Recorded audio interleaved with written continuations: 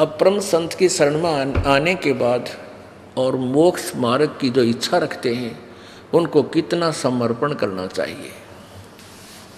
तन मन शीस ईश अपने पे, तन मन शीस ईश अपने पे, पहले में चोट चढ़ावे जब कोई राम भक्त गत पावे हो जी, जब कोई राम भक्त गत पावे हो जी। तन मन शीस ईश अपने पे, तन मन शीस ईश अपने पे, पहलम चोट चढ़ावे जब कोई राम भक्त गत पावे हो जी, जब कोई राम भक्त गत पावे हो जी।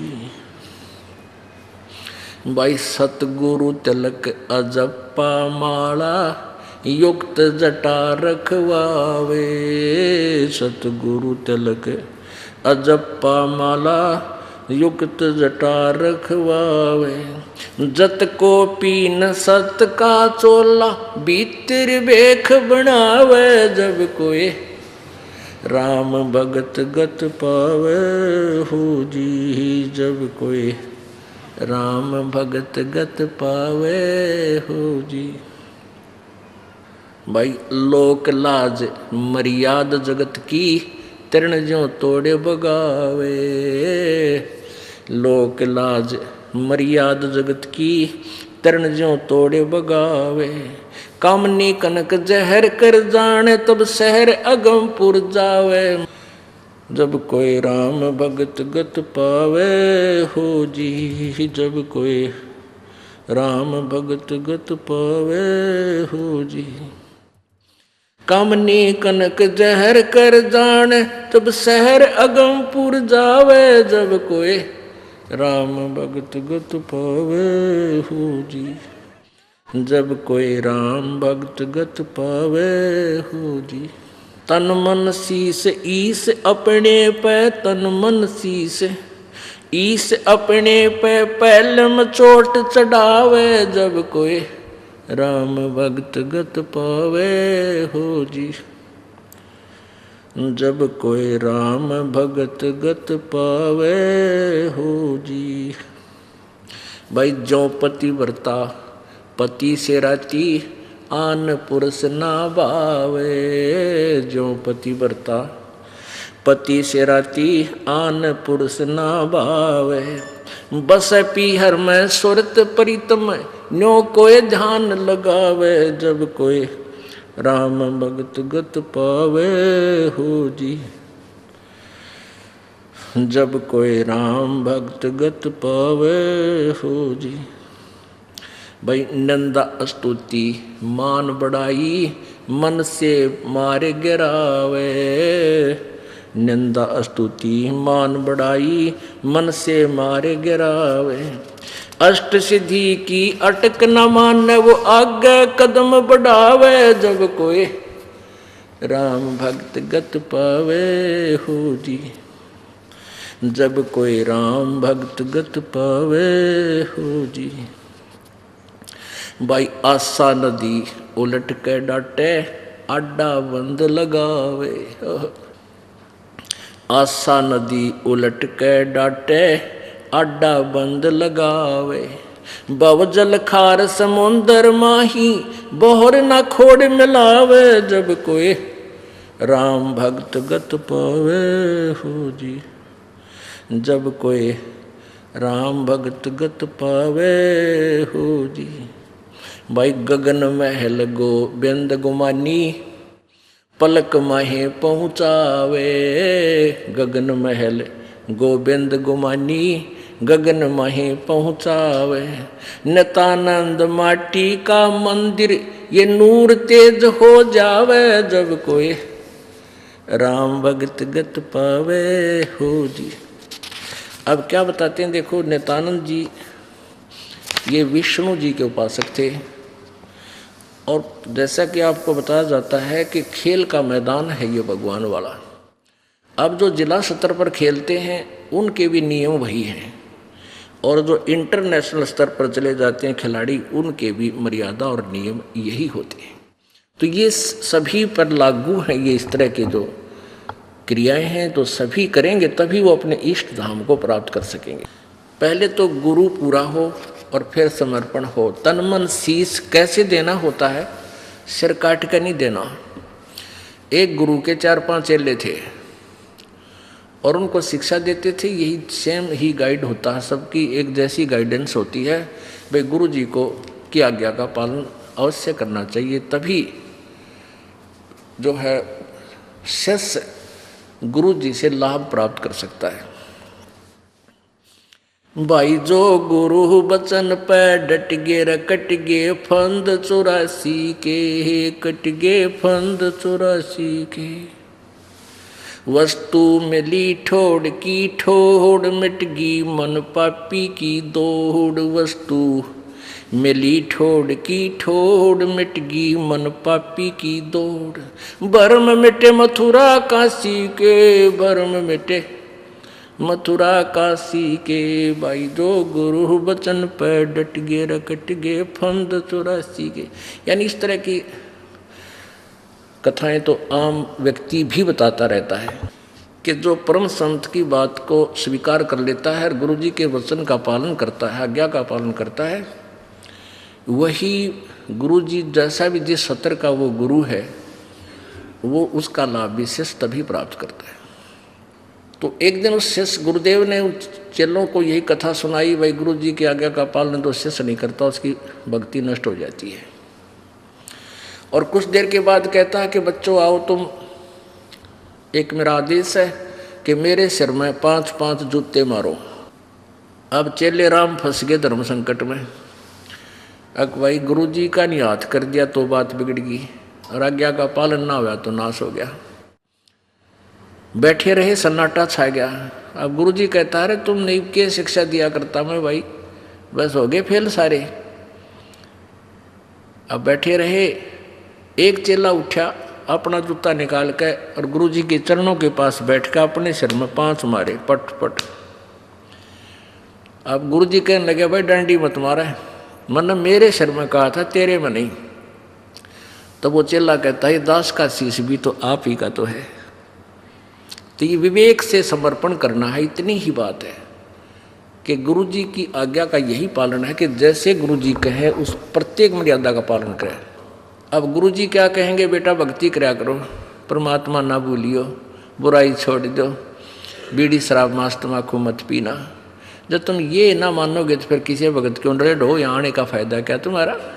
तो ये आज्ञा का पालन तक ये शीश देना है। और भाई सत्संग में जरूर आया करो, 100 काम छोड़ कर आया करो, ये आदेश होता है गुरु जी का। और यही पालन नहीं करोगे फिर भगत किसे, फिर लाभ इसे टिंडे मिल लेंगे तुम न जिसे करोगे।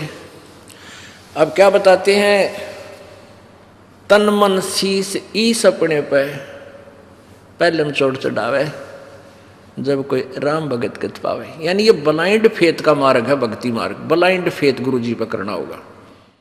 अब इस ब्लाइंड फेथ का लाभ उठा लिया नकली गुरुओं ने। अब भगत श्रद्धालु चले जाते हैं, गुरु जी जो कहते हैं भाई सही है। देखा है लाखों करोड़ों शिष्य ऋषि नकलियाँ के फंसे बैठे हैं, उनकी कोई थ्योरी नहीं, ABC नहीं जानते हुए, और वहाँ बेचारे नहीं बैठे रहते। वह गुरु जी जो कहते हैं सही है, क्योंकि वो श्रद्धालु गणे हैं, वो पुण्य आत्मा ज़्यादा है। और वो नकलियाँ उनका सूत बैठ गया, लाभ मिल गया वो कि मैं अटपट मारे जाओ, गुरु बच्चे नो सिर लाते रहते। हाँ बहुत ठीक बताई, लेकिन इस तत्व ज्ञान को समझ कर फिर समर्पण करें।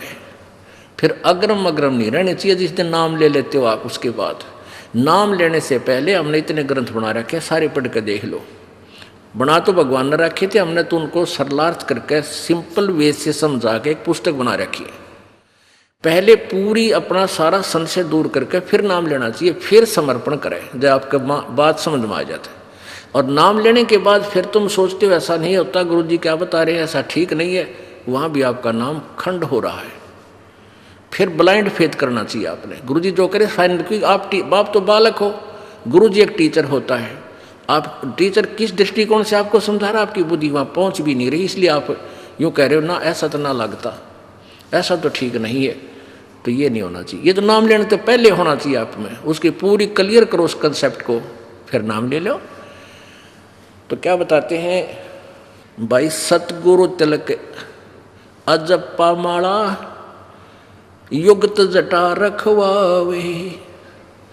अब जैसे ऊपर बाल बूढ़ रखवाले हैं इतने बड़े बड़े, दाढ़ी बढ़वा ली,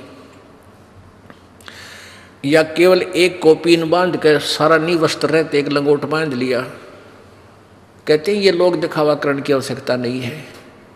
सतगुरु तिलक, तिलक जैसे आप लगाते हैं यहाँ माथे पे बिंदी सी, कहते हैं गुरु जी को यहाँ रखो, यानी शीश सिर पे माथे का तिलक, यानी अति पूजनीय। सतगुरु तो तेरा तिलक होना चाहिए, यानी उसको समर्पण होना चाहिए तेरा सब कुछ। और अजप्पा माला जो नाम दे रखा श्वास का, वो अजप्पा माला, अजप्पा जाप होता है, वो तेरी माला, उसका स्मरण करता रहना। और युक्त जटा रखवावे, युक्ति जो साधन गुरु जी ने बताया है, जो विधि बताई है, वो तेरी जटा है, उसकी उसी तरह तू चल, यानी ऊपरली जटा की जरूरत नहीं। और जत को पीन, यानी एक इष्ट पर आधारित रहना। व्यभिचारिणी भक्ति मत करना, गीता जी में भी मना किया है। जो अव्यभिचारिणी भक्ति करते हैं वही उस परम पिता को प्राप्त होते हैं।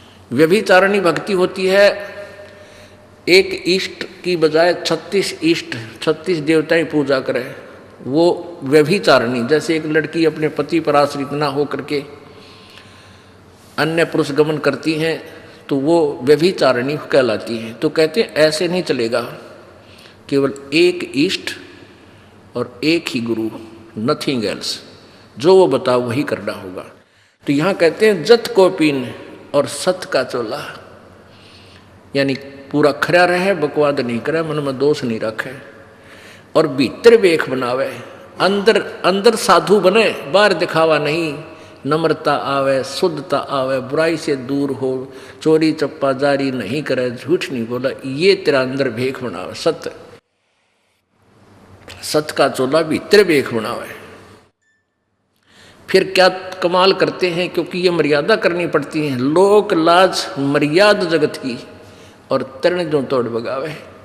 जैसे मीराबाई ने तोड़ी एक ठाकरों के घर में जन्म होके, और रविदास जी एक शूद्र जाति के महात्मा से नाम लिया, उसने लोक लाज को डीकड़े की तरह तोड़ के फेंक दिया और वो परमात्मा पाई। लोक लाज मर्यादा जगत की, जो हमने मर्यादा बना रखी है, क्या बना रखी है, बात में जाओगा भाई, और बेबे बहन वहाँ पटड़ा बिछाओगी, और नू कहेगी भाई आड़े खड़ा और मैं तेरी पूजा करूँगी, उसका तिलक लावेगी, उसकी आरती करेगी। क्यों, एक 4 अन्य फालतू दे दे भाई, सारा रोला यूँ है। अरे ओ भाई पहले भी वही था, आज भी वही है। आपका बहन भाई का एक नाता विशेष हो है, और बहन का हक है आप भाई जावे अपनी बहन के दुख में पहले दुखी हो जाकर, बात वाले दिन क्यों ड्रामा करे, पहले पूछा बेबे इतने पैसे की आवश्यकता वो बता, और चीज़ चाहिए वह बता, उसकी आवश्यक वस्तु पहले ही प्रबंध कर दे, उस दिन ड्रामा नहीं करे। तो ये इस तरह की जो कहानी है, ये लोक लाद, ये मर्यादा जगत की बनाई हुई मर्यादाओं को ये नहीं करे। जैसे रक्षाबंधन बनाती है बहनें, भाई पर जाती है, भाई का रक्षाबंधन बांधती है कि तू मेरी रक्षा करिए।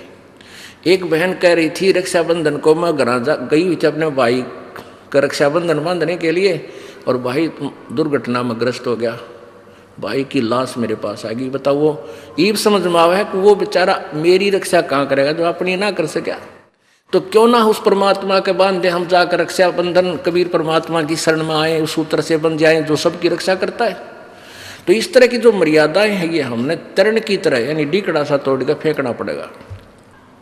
जो पति बरता पति से राती आन पुरुष ना बावे, कैसे साधना करते हैं, कहते बस है पीहर में सुरत प्रीतम में नो कोई ध्यान लगा। ये हमारा मेडिटेशन।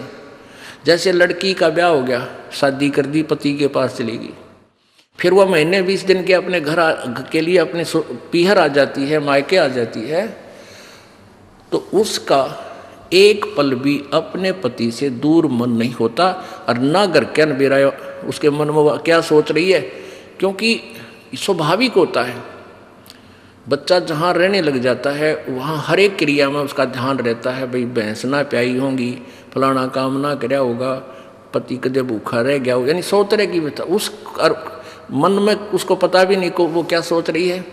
तो जो पति भरता पति से रहती आन पुरुष निभावे, चाहे सोने का बन के खड़ा हो जाए दूसरा पुरुष, और पति भरता लड़की के मन में वो स्वप्न में भी नहीं आ सकता। तो ऐसे एक इष्ट और ऐसी लगन कि बसे पी हर में और सुरत प्रीतम में, भाई नो मेडिटेशन लावे, ये है मेडिटेशन हमारा। भाई नंदा सतुति मान बढ़ाई, मन से मारे गिरावे। मान लिया आपकी कोई निंदा करता है, करने दे, बालक है इसने इतना ही बेरा है। और कोई आपकी सुखी बड़ाई करता है, भाई वो बड़ाई करे समझ लो कि मैं मांगण आया तेरे पे, सिद्ध है गायो, ये पति सीधी सी बात समझ लो संसारिक लोगों की। अगर आपकी बड़ाई करता है तो आपसे कुछ वस्तु इसने प्राप्त करनी है, ना तो ये कोई नहीं डूम की तरह गीत गावे।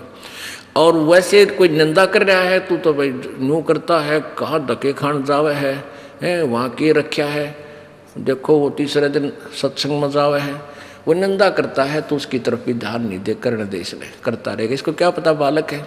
निंदा अस्तुति और मान बढ़ाई, मन से मार गिरावे, अष्ट सिद्धि की अटक ना माने, आगे कदम बढ़ावे।